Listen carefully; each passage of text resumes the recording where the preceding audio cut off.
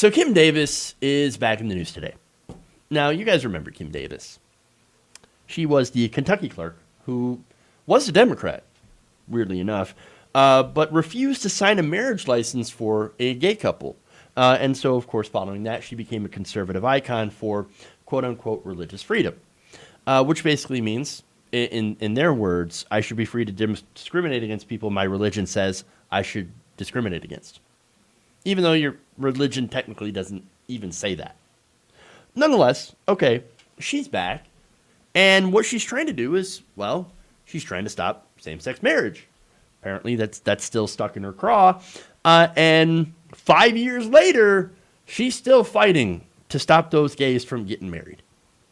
All right. Her latest appeal, you might be happy to know, just got rejected by the Supreme Court. So they said, nope, we're not going to hear it. We're not going to hear your case.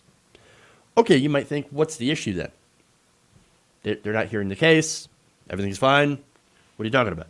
Well, the issue is that conservatives will not stop trying to overturn progress, to bring progress back. In fact, that's why we consider them to be regressives. And so their goal, as we've seen before, is to use the courts. Now, that's kind of important right now because we have an open Supreme Court seat right now, left by the late Ruth Bader Ginsburg. Now, Donald Trump has already rushed to fill that nomination, to fill that seat with the nomination of Amy Coney Barrett, who is a very religious and socially conservative justice. And we're concerned, progressives are concerned, that she will rule in such ways. Now, if Mitch McConnell is successful with the nomination and the successful seating of Amy Coney Barrett, they would have a 6-3 conservative supermajority in the court for decades, for quite a long time. So that puts a lot of things in jeopardy, including Obergefell. So now Obergefell was the decision that effectively made same-sex marriage legal across the country. It made it illegal to discriminate against same-sex couples to allow them the same rights to get married as anybody else. That decision was 5-4 in the Supreme Court. Now there's only 8 justices, and at least 2 of them, possibly 3, are now deeply hostile to the Obergefell ruling, and again, made it known in their refusal to hear this particular case. So this is what, in fact, Justice Thomas had wrote about this. Due to Obergefell, those with sincerely held religious beliefs concerning marriage will find it increasingly difficult to participate in society without running afoul of Obergefell and its effect on other anti-discrimination laws. So you're saying, oh man, doesn't it suck that we can no longer openly discriminate against gay people? If that's your position, I don't agree with you, bud. I actually think it's great that we can't discriminate against gay people because they're people. Nonetheless, okay, I know it's real tough for them. I feel real bad. But he's going to go and he's going to couch this in states' rights, and say that it's basically there's nothing in the Constitution that gives gay people, the LGBT plus community, additional rights, which is what they claim. So let's go to the states thing. He said it would be one thing if recognition for same-sex marriage had been debated and adopted through the democratic process, meaning the states, with the people deciding not to provide statutory protections for religious liberty under state law. Oh, it's kind of ironic. It's basically the same argument that they used to, preserve the institution of slavery, for example. We said, well, that's just not something that the courts or anybody else should decide on, but the states.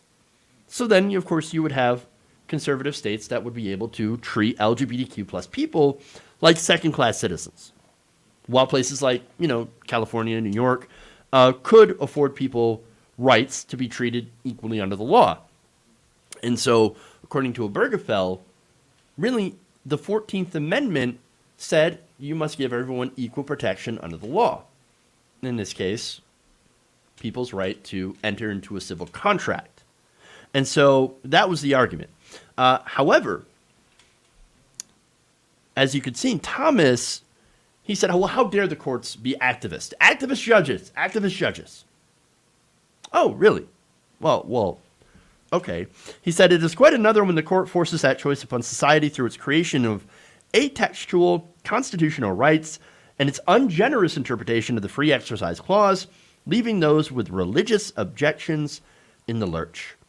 So, look, understand that Thomas is an originalist.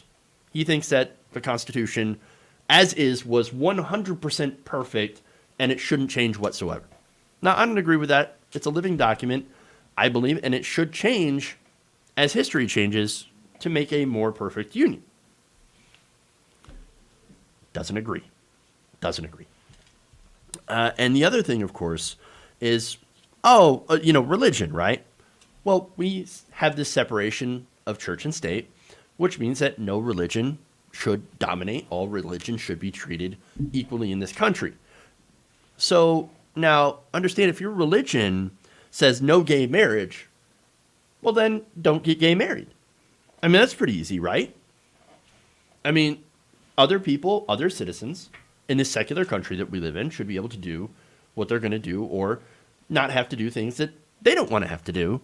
In this case, like, for example, getting gay, nobody's forcing anybody to get gay married. But what Kim Davis threw a fit about is that at her job, she had to sign marriage licenses for gay couples. So she was bent out of shape of that. She said, well, that's against my religion. Okay, well, my advice is get a new job. If you're going to do something that's against your religion, well, then I don't want you at that job. And I will extend the same thing to a Muslim who doesn't want to touch pork. Okay, well, then don't handle groceries. Don't be a butcher. Same thing for an Orthodox Jewish person who doesn't want to do whatever. Okay? Like, all right, if it's against your religion, then you have a right to not do that job. And go and practice your religion in peace. That is actually you practicing your religion, saying, I refuse to do this. Okay, great, whatever. If that, again, career choice is not for you, then it's just not for you. Sad day.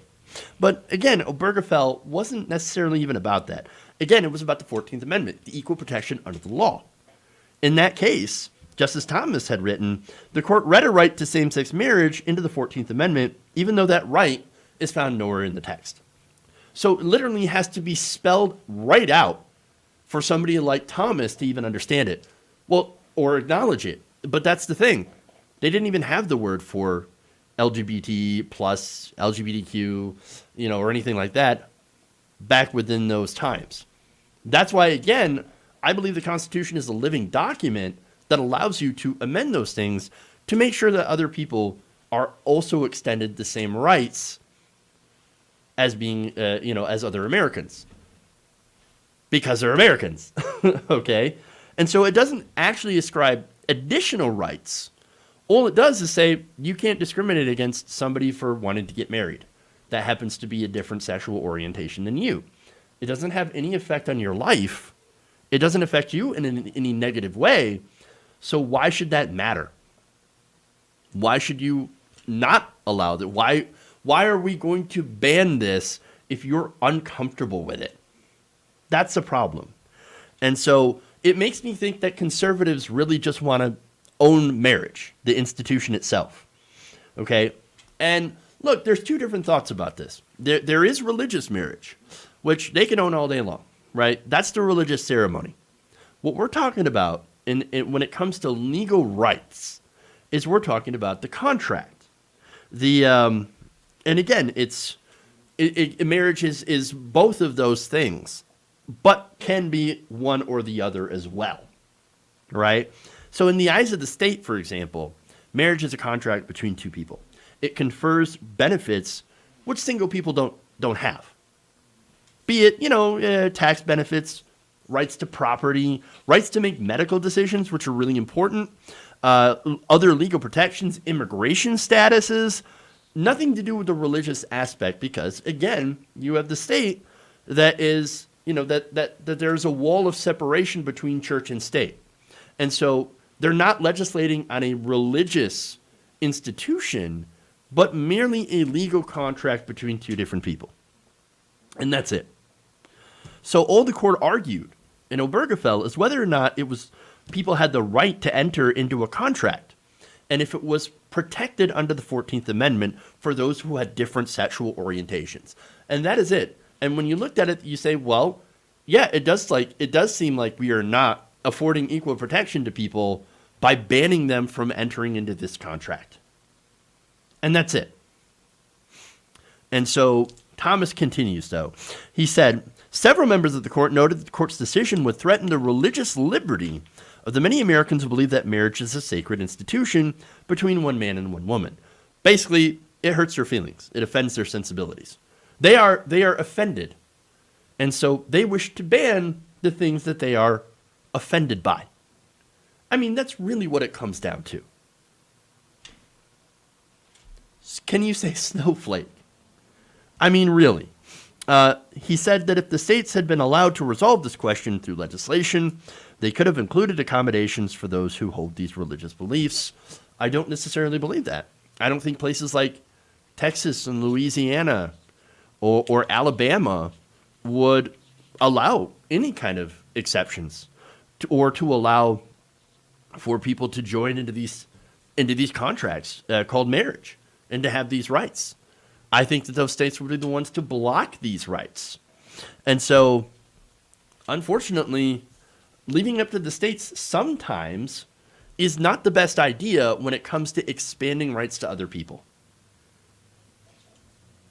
And so basically, what you have are conservatives, because it's not just Thomas, it's also Alito that joined in this dissent, that are crying about the way that it was done because they don't like what was done.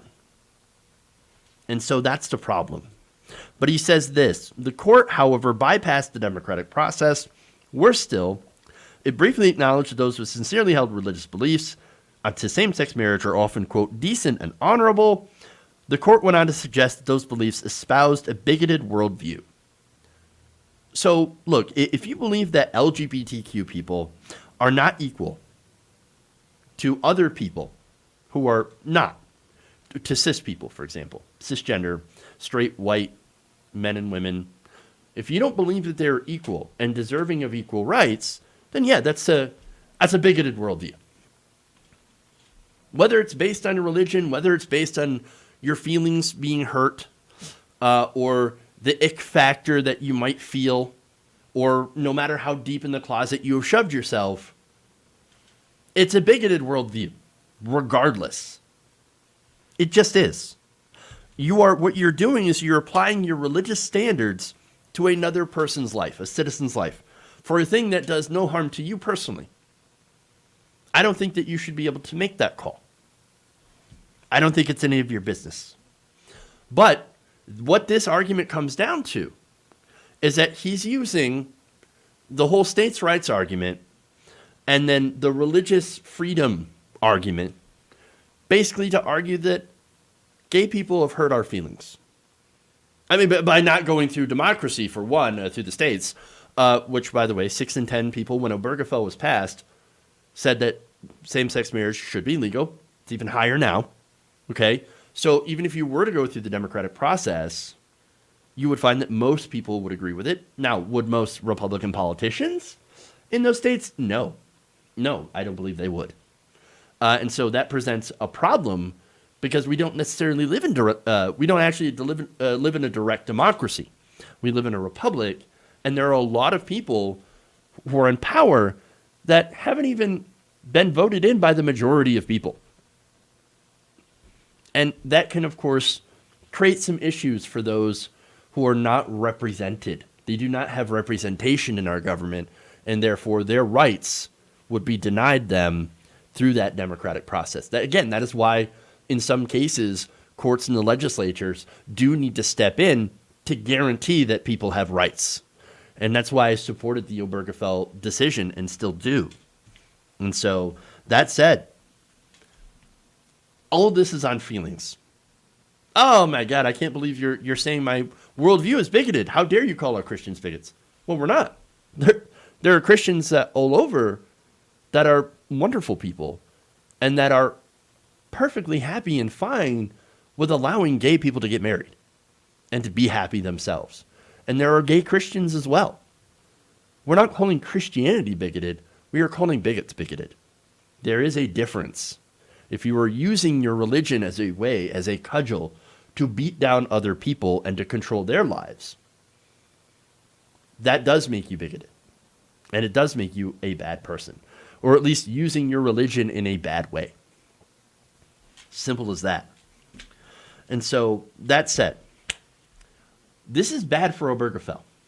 Why? Because both Thomas and Alito are very much upset about this decision, and I believe if given a chance and given a Supreme Court supermajority, would undo this decision.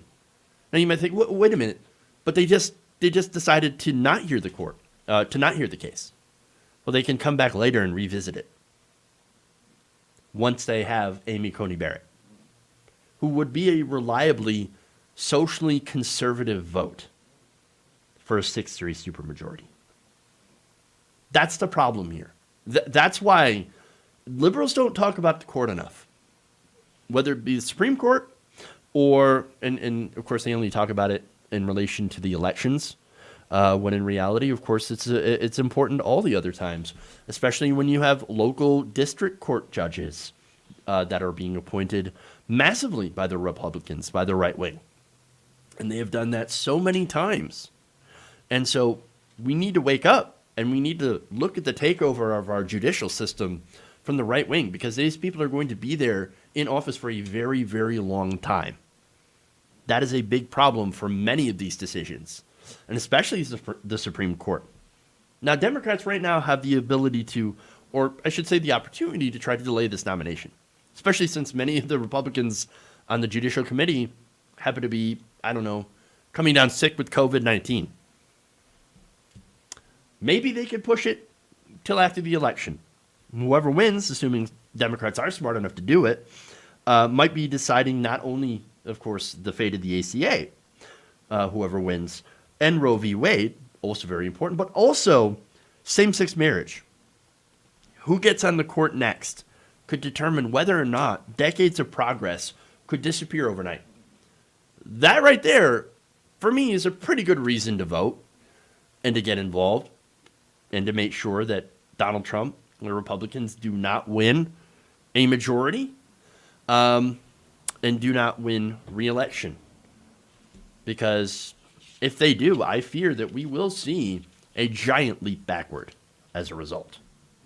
If you enjoyed this video, please give us a like and share with your friends. You can subscribe and help out the channel by becoming a patron. It's patreon.com/Jeff Waldorf, or you can become a channel member as well by hitting the join button below.